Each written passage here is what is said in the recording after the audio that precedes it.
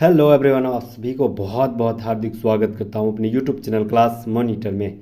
आज मैं लेके आया हूं स्टडी फॉर गोल्स की जो निकाला गया किताब, जो कि कंप्यूटर सामान्य ज्ञान से संबंधित एमसीक्यू में सेट प्रैक्टिस के रूप में निकाला गया।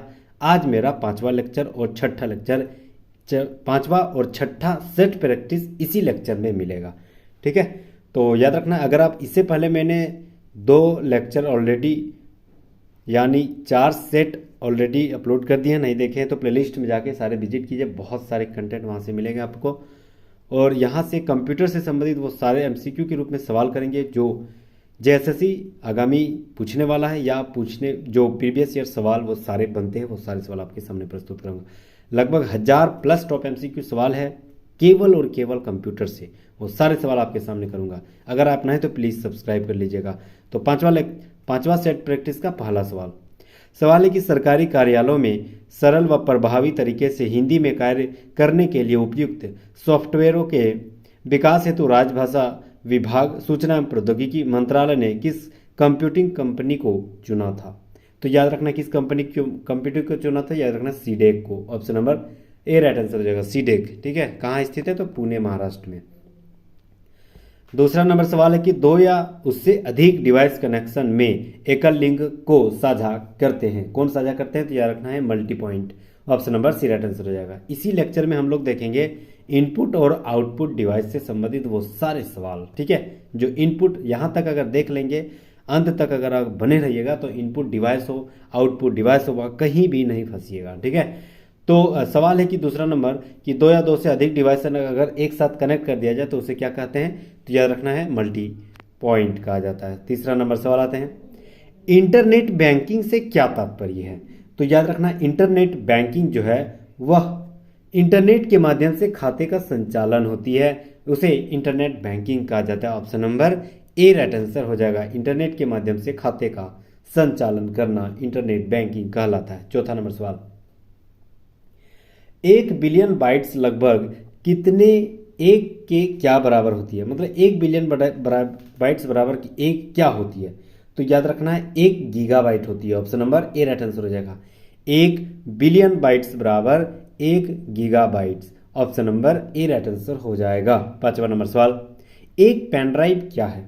तो याद रखना एक पेन ड्राइव जो है वह एक हटाए जाने वाले द्वितीयक भंडार है। Option number A B right answer हो जाएगा। हटाए जाने वाले द्वितीयक भंडार है पेन ड्राइव। ठीक है, छठा नंबर सवाल आते हैं, इलेक्ट्रॉनिक कंप्यूटर का आविष्कार किसने किया था। मोस्ट वैल्यूएबल सवाल। तो याद रखना है इलेक्ट्रॉनिक कंप्यूटर का आविष्कार डॉक्टर एलन एम ट्यूरिंग ने किया था। Option number A right answer हो जाएगा। इलेक्ट्रॉनिक कंप्यूटर का आविष्कार ट्यूरिंग ने किया था। सातवां नंबर सवाल, HTML का पूर्ण रूप क्या है। तो याद रखना है HTML का पूर्ण रूप हाइपर टेक्स्ट मार्कअप लैंग्वेज होती है। Option number B right answer हो जाएगा। हाइपर टेक्स्ट मार्कअप लैंग्वेज होती है। Option number B right answer हो जाएगा। आठवां नंबर सवाल आते हैं, निम्नलिखित में से किस में वायरस का लक्षण होने की ज़्यादा संभावना नहीं है। तो याद रखना है कि जो CD-ROM का काम करना बंद कर दे। ठीक है, अगर आप CD-ROM का काम करना बंद कर दें, उसके प्रभाव को कम कर दें, तो वायरस का लक्षण जो है अटैक होना बहुत कम संभव होती है। तो option number B right answer हो जाएगा। इंपॉर्टेंट सवाल है, याद रखना है CD-ROM का काम करना अगर बंद कर दें तो वायरस का लक्षण जो है संभवतः कम हो जाती है। 9वां नंबर सवाल, सुपर कंप्यूटर के लिए शब्द लंबाई की प्रास क्या रेंज में आती है। तो याद रखना है सुपर कंप्यूटर का जो शब्द है उसकी लंबाई 64 बिट तक रेंज आती है। Option number A right answer हो जाएगा। 64 बिट तक उसकी लंबाई का प्रास आती है। Option number A right answer हो जाएगा, 64 बिट। 10 नंबर सवाल, निम्नलिखित में से किस समूह में केवल इनपुट डिवाइस है। तो याद रखना है कौन सा ऑप्शन है जो उस ऑप्शन में केवल इनपुट डिवाइस है। तो माउस तो है इनपुट डिवाइस है, फिक्स है। कीबोर्ड भी इनपुट डिवाइस है और स्कैनर भी इनपुट डिवाइस है, यानी option number A right answer हो जाएगा। बी देखो, mouse input device, keyboard input device, लेकिन प्रिंटर आउटपुट डिवाइस है, तो बी गलत हो जाएगा। तीसरा सी नंबर देखो, अगर माउस और प्रिंटर क्या हो गया, आउटपुट डिवाइस। मॉनिटर तो खुद आउटपुट डिवाइस है, लेकिन माउस इनपुट, तो ये भी नहीं होगा। माउस और कीबोर्ड दोनों इनपुटर है, लेकिन मॉनिटर जो है वो आउटपुट हो जाता है। ठीक है, तो ए राइट आंसर हो जाएगा। माउस, कीबोर्ड और स्कैनर ये तीनों क्या है, तो याद रखना इनपुट डिवाइस है। Option number A right answer हो जाएगा। 11 नंबर सवाल, आमतौर पर देशों के बीच डाटा के प्रवाह को क्या कहा जाता है? बहुत ही उम्दा सवाल। तो याद रखना है आमतौर पर जो देशों के बीच एक देश दूसरे देश के साथ डाटा का प्रवाह कर रहा है, उस डाटा के प्रवाह को ट्रांस बॉर्डर डाटा फ्लो कहा जाता है। Option number D right answer हो जाएगा।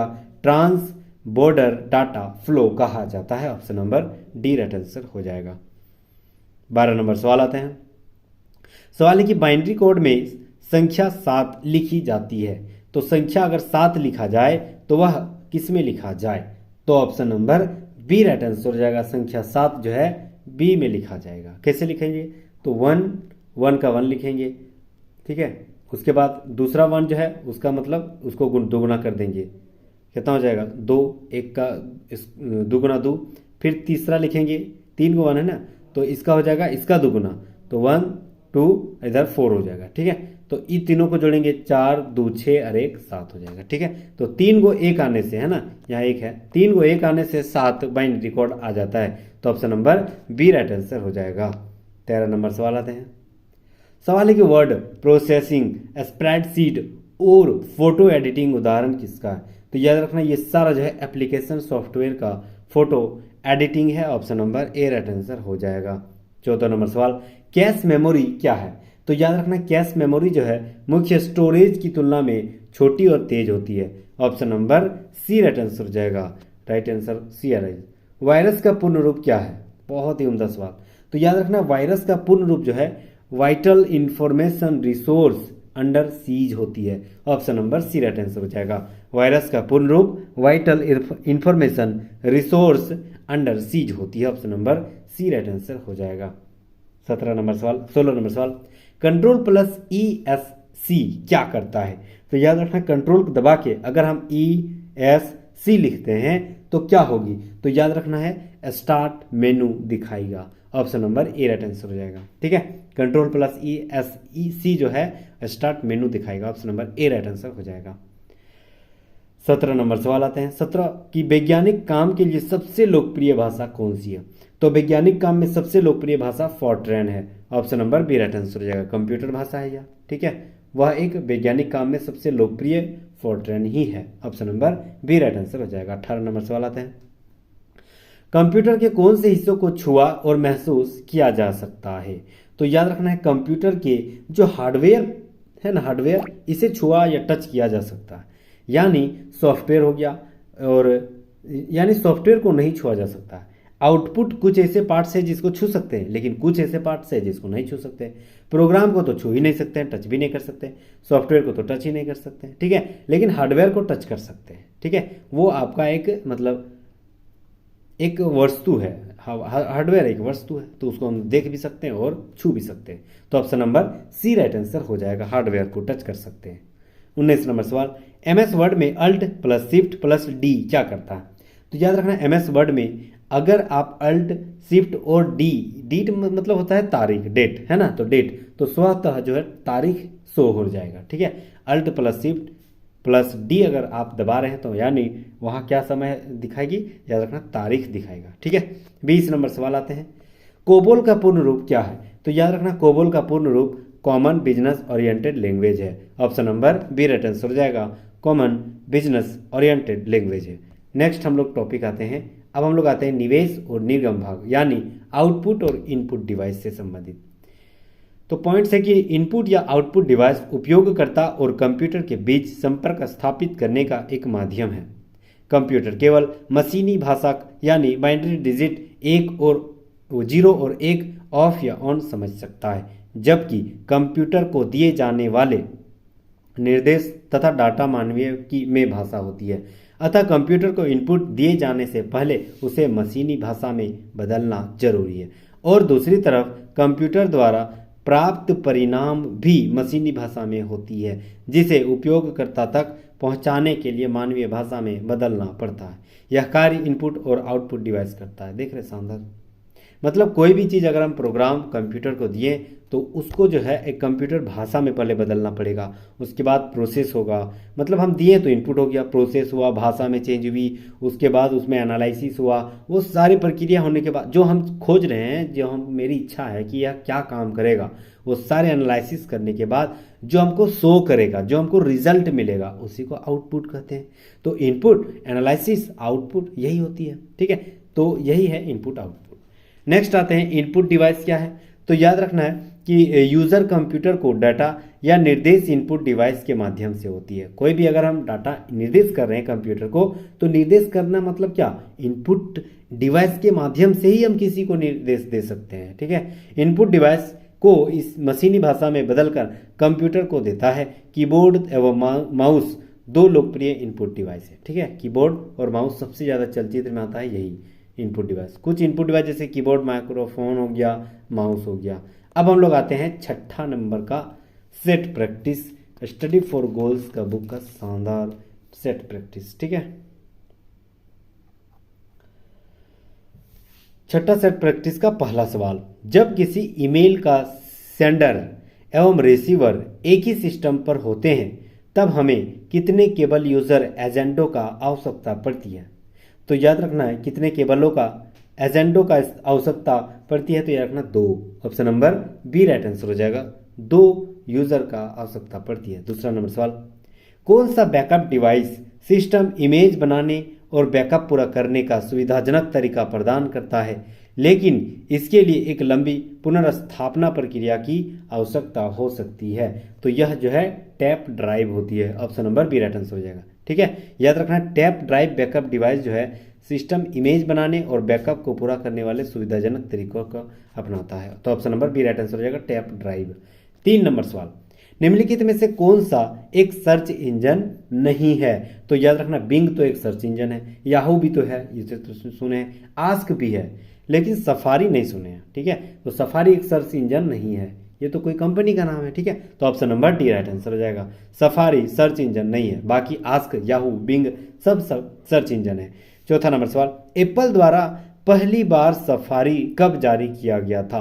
तो एप्पल द्वारा जो सफारी पहली बार किया गया था इस्तेमाल, वह 2003 में किया गया था। Option number B right answer हो जाएगा।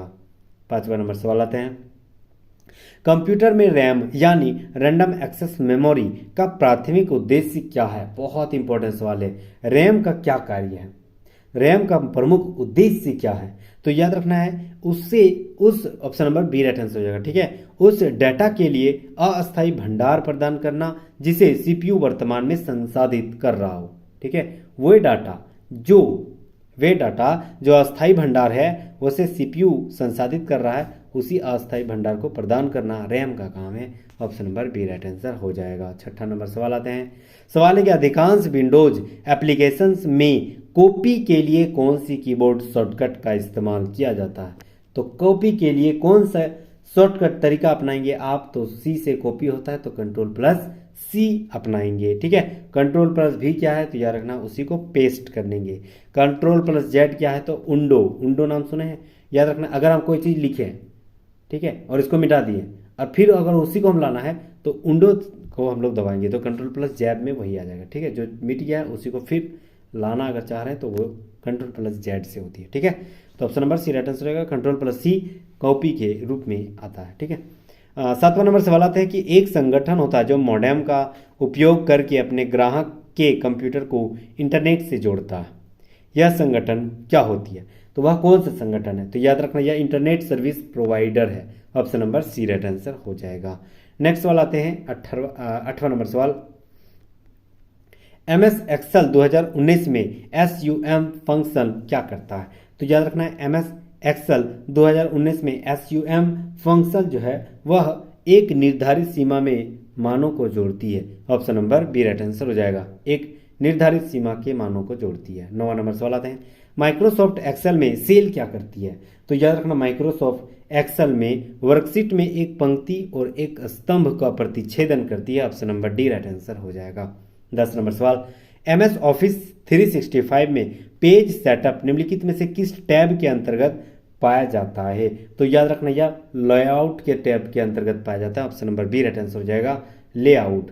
11 नंबर सवाल आते हैं, निम्नलिखित में से कौन सा कंप्यूटर में इनपुट डिवाइस उदाहरण है? तो याद रखना इनपुट डिवाइस जो है, स्पीकर तो आउटपुट है, मॉनिटर आउटपुट है, प्रिंटर भी आउटपुट है, लेकिन टच स्क्रीन हम टच कर रहे हैं अभी स्क्रीन में, ये क्या है? इनपुट है। ठीक है, तो option number B right answer हो जाएगा। टच स्क्रीन जो है इनपुट डिवाइस है। ठीक है, 12 नंबर सवाल, निम्नलिखित में से कौन सा ईमेल में GUI आधारित यूजर एजेंट का उदाहरण है? तो याद रखना GUI का यूजर ID का जो एजेंट है वह नेटस्केप है। Option number D right answer हो जाएगा, नेटस्केप। 13 नंबर सवाल, विंडोज 11 के फाइल एक्सप्लोरर में निम्नलिखित में से किस टैब में हिडन आइटम्स विकल्प शामिल है? तो किस टैब में हिडन जो आइटम्स शामिल है? तो याद रखना view. Option number B right answer हो जाएगा, व्यू शामिल है। 14 नंबर सवाल आते हैं, सवाल है कि कौन सा नेटवर्किंग डिवाइस OSI मॉडल की लेयर 2 में काम करता है और MAC एड्रेस के आधार पर डेटा को अग्रेसित करता है? तो कौन से डिवाइस जो है यह करता है? तो याद रखना है switch. Option number B right answer हो जाएगा। ठीक है, स्विच एक नेटवर्किंग डिवाइस है जो OSI मॉडेम के लेयर 2 पर काम करता है और MAC एड्रेस के आधार पर डेटा को अग्रेसित करती है। तो option number B right answer हो जाएगा, स्विच यह सारा कार्य करती है। 15 नंबर सवाल, विंडोज साउंड फाइल का एक्सटेंशन क्या होती है? तो याद रखना विंडोज साउंड फाइल का एक्सटेंशन .WAV है। Option number A right answer हो जाएगा। 16 नंबर सवाल आते हैं, 16 नंबर सवाल है कि कंप्यूटर में हार्ड डिस्क क्या होती है? तो कंप्यूटर में जो हार्ड डिस्क है वह परमानेंट मैग्नेटिक स्टोरेज है। Option number B right answer हो जाएगा, permanent magnetic storage. Option number B right answer हो जाएगा।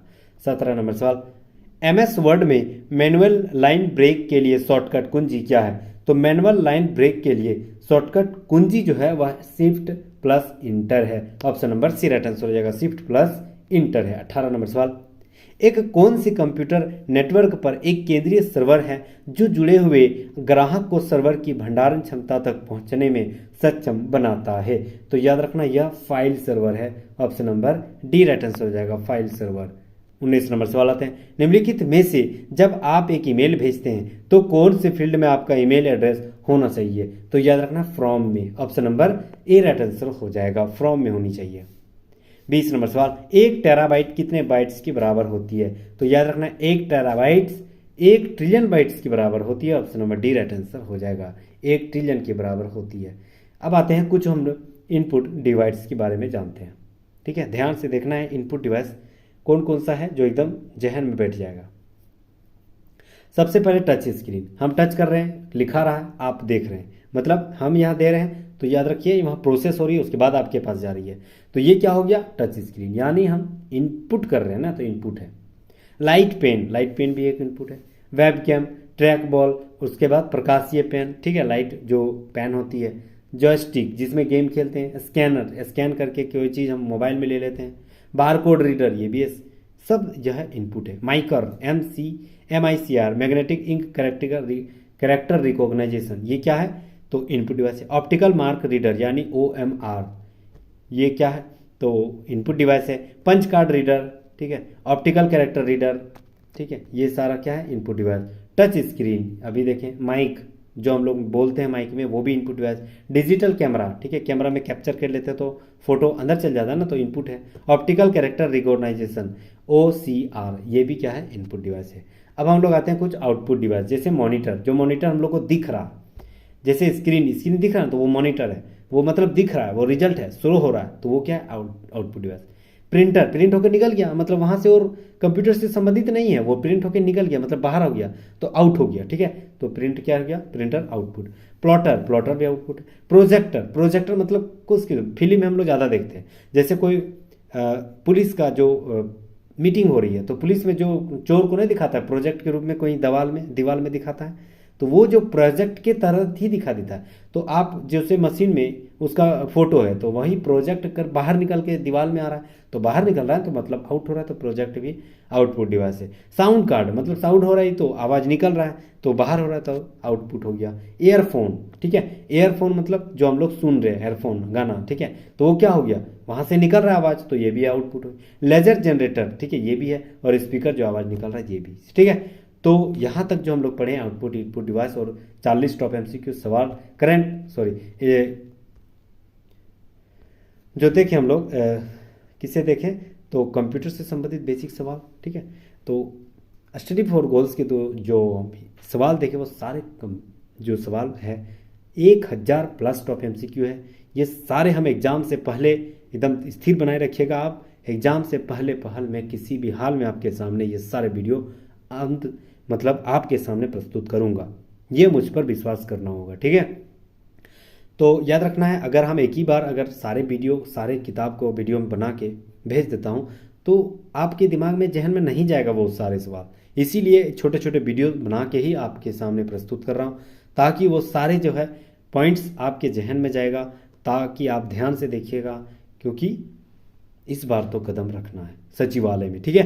तो please thank you so much guys यहाँ तक बने रहने के लिए। अगर आप नए तो प्लीज़ सब्सक्राइब कर लीजिएगा, क्योंकि 1000 MCQ याद रखना है, ठीक है। और हर सिर्फ कंप्यूटर नहीं, बहुत जितने भी अकॉर्डिंग टू सिलेबस है वो सारे सिलेबस का प्रीवियस ईयर सवाल मैं इसी चैनल के साथ करवा रहा हूँ, ठीक है। तो प्लीज़ जुड़ जाइए मेरे साथ। Thank you so much. फिर मिलते हैं नेक्स्ट वीडियो में, तब तक के लिए जय हिंद, जय झारखंड। Thank you again.